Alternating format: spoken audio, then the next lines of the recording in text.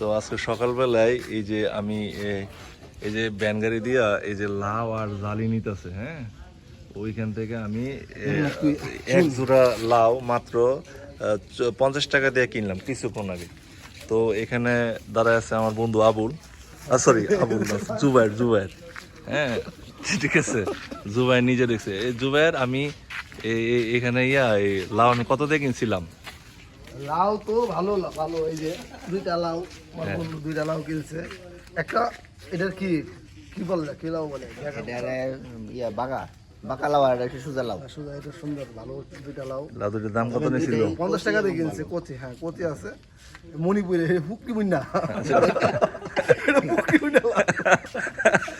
কি রে, এটা তো প্রতিবন্ধী লাউ।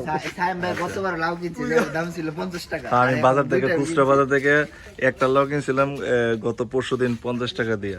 তো আজকে না 60 টাকা দিয়ে কিনছিলাম, তবে ফ্রেশ আজকে দুইটা লাউ। মানে ফ্রেশ খেতে মার তো বাইরে নিয়ে আসছে, তো অনেক ভালো হবে। কচি আছে, এই যে হ্যাঁ কচি, অনেক কচি, খাওয়া স্বাদ পাওয়া যাবে। চিংড়ি মাছ দিয়ে রান্না করলে বা টাকি মাছ দিয়ে রান্না করলে ভালো লাগবে। বললো তুই কি রান্না করছিস কোনো সময় জীবনে? হ্যাঁ রান্না তো করছি আমি, অনেক প্রতিদিনই তো রান্না করি আমি।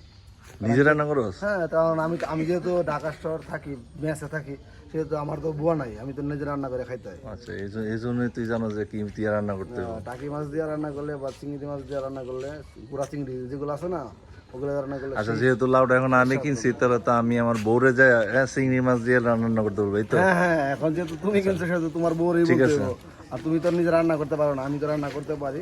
আচ্ছা ঠিক আছে, ভবিষ্যতে আমার বউ চলে গেলে তোরে নিয়ে আসবো না আমার বাড়িতে রান্না করার লাগে। বউ চলে গেলে ঠিক আছে, শুধু রান্না করে চলে যাবি। ঠিক আছে, লাও লাও, তো লাও লাও।